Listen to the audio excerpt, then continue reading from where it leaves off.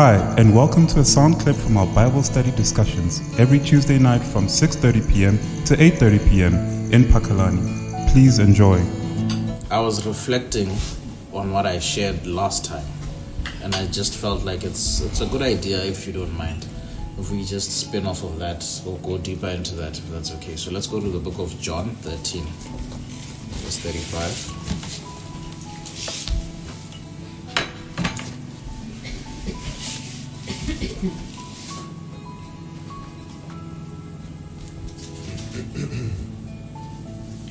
Are we all there?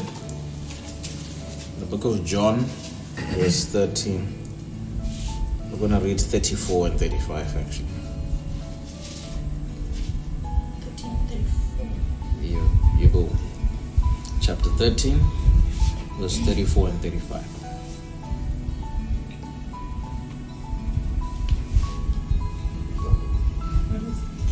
Okay? So it says, "A new commandment I give to you, that you love one another as I have loved you, that you also love one another. By this all will know that you are my disciples, if you have love for one another." So in this passage, the buzzword there is love. So if we can go quickly to 1 Corinthians 13, where we have the benefits of this buzzword actually spoken about in detail. Right? I'm going to read from verse 1. So 1 Corinthians 13. 1 Corinthians 13. "Though I speak with the tongues of men and of angels, but not have love, I have become sounding brass or clanging cymbal. Though I have the gift of prophecy and understand all mysteries and all knowledge, and though I have all faith so that I could remove mountains, but have not love, I am nothing. And though I bestow all my goods to feed the poor, though I give my body to be burned, but have not love, it profits nothing." Verse 4. "Love suffers long and is kind. Love does not envy.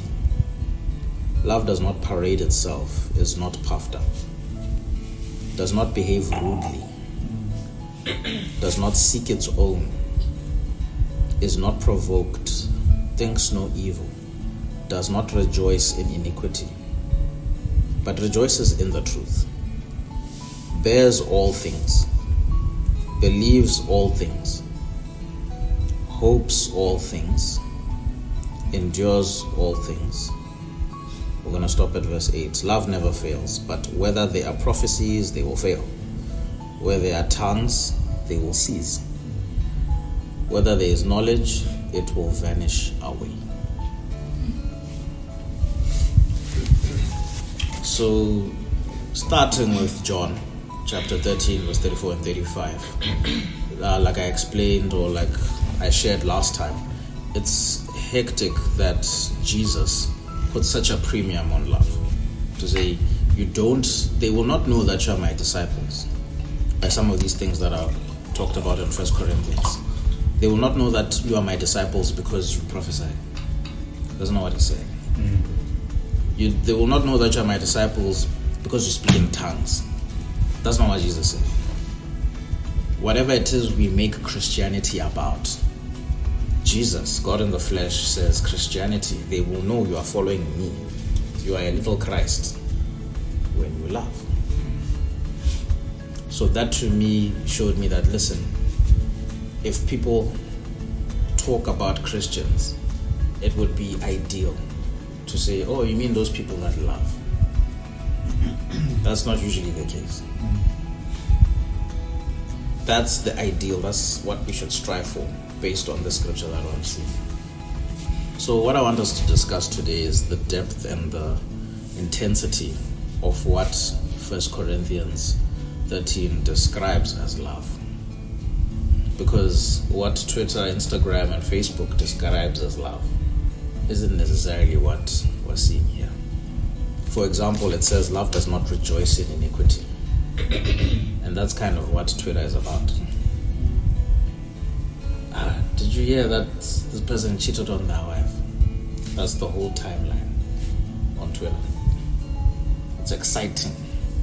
It's like it's the new thing. People are excited to chat and talk about that. What else does it say in 1 Corinthians? Does not parade itself, is not puffed up. In life, you're going to deal with a lot of people that have main character syndrome. Sometimes you are the one who have main character syndrome. Main character syndrome is someone who thinks they're the main character. They show up and everything's about them. They're puffed up. You know, they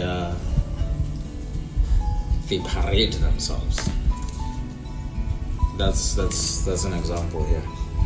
So, unfortunately, I'm taking it the negativity route to say, do not do this. But somebody has also alerted me that human beings don't work well like that.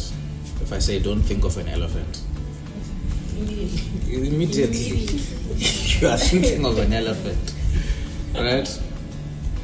So I think the discussion I want to encourage us to have today is let's go positive.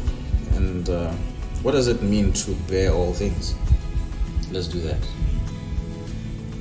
I was sharing with Nesisa the other day that I read this one to say, love believes all things. What does that even mean?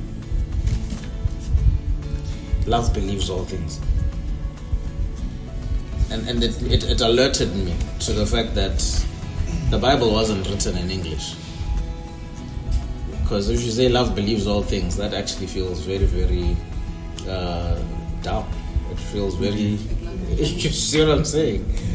Hey, so I did some reading into it. I dove into it a little bit, and the context is more on the side of love believes in people,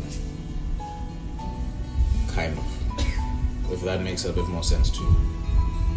So you believe, but it's more of like a faith-based when it says love believes all things. So somebody doesn't ever believe that somebody who has a drug addict and has a case or cases of drug addiction and is a nuisance to society, nobody believes in that person. Nobody believes that person can be okay. It takes love to believe even in that person. That's kind of the breakdown I got from some of these people who take these scriptures from the original texts in the Hebrew and the Greek. That's what that scripture is saying when it says love believes all things, hopes all things. So yeah, let's discuss. Jesus says we are real Christians when we love, but the biblical standard on love here is quite hectic. Yeah, let's discuss that. What does it mean? How can we encourage each other to love? Thank you for taking your time to listen in.